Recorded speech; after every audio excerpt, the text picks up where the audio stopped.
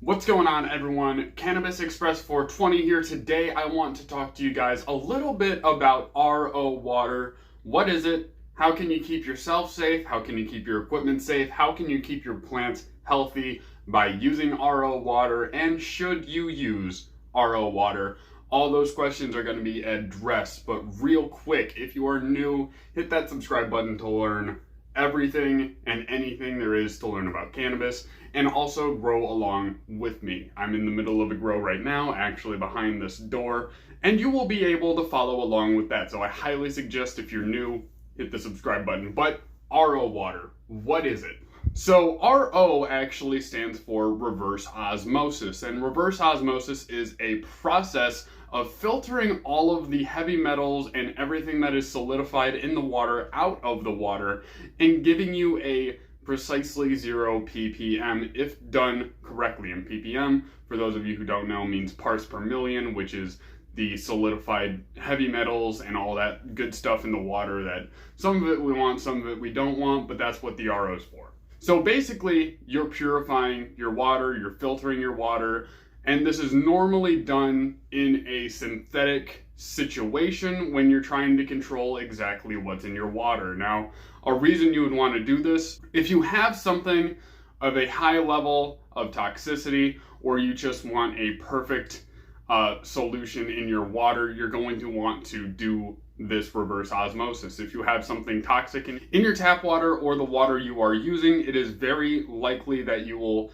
put that in your plant and then end up killing your plant. So it's very important to know what's in your water, and you can send your water off to get tested to find out exactly what's in your water in most cases. But if you don't want to do all of that, you can definitely skip to reverse osmosis.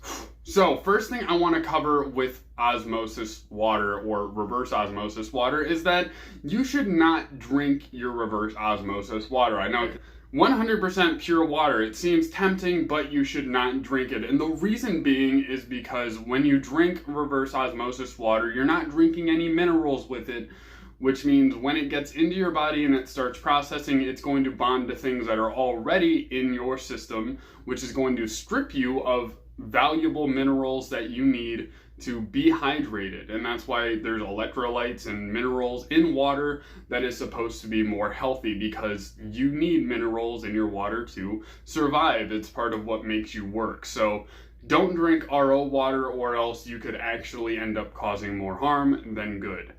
Now, second thing is actually to keep your equipment safe. Now, if you have a pH meter that is an electric digital meter, you should not use it in reverse osmosis water. And the reason that is your pH meter also needs a little bit of minerals in the water to correctly work and not go out of calibration. So if you are going to be using reverse osmosis water and you do have a digital pH meter, please put some CalMag in there first. Make sure there's some, like a little bit of calcium, a little bit of something going in that water.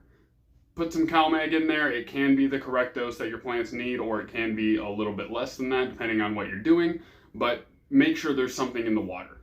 Because the meter needs to have an exchange with a metal in the water, or else it will break, you will cause a lot less frustration if you just make sure there's something in the water before you do your testing.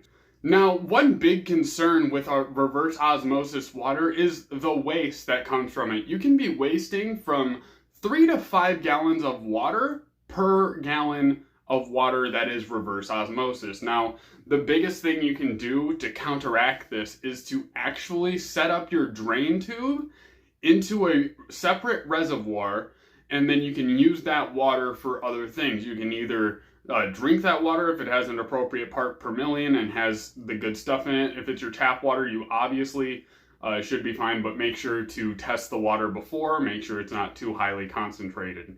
Another thing you can do is you can use it to water your outdoor plants or other plants you have, and pretty much anything else you can use water for. Now, you should use reverse osmosis water for your humidifier, and you should use non-reverse osmosis water for other things. Speaking of humidifiers, you will probably want to use reverse osmosis water in a humidifier, And a big reason for that is just to avoid calcium buildup around in your grow tent or your grow space, really. It can cause calcium buildup on your plants, which isn't good because it can also be mistaken for other things and it just doesn't look good on your plants. It can build up in your ventilation system and cause that to malfunction or just not work as well, which is something we also want to avoid getting powdery mildew, which this can be mistaken for. All in all, reverse osmosis is a very valuable tool that can be used in a garden and normally in the synthetic sense, but there are other ways to purify your water and make them appropriate to feed to your plants or get a better balance. Now, you can look those up yourself, but today I really wanted to focus on reverse osmosis, what it can be used for, what it shouldn't be used for, and those types of things. Clear up some things for beginner growers, and make sure that no one's equipment or themselves get harmed by having a reverse osmosis system. But I will see you guys next time. Thank you very much.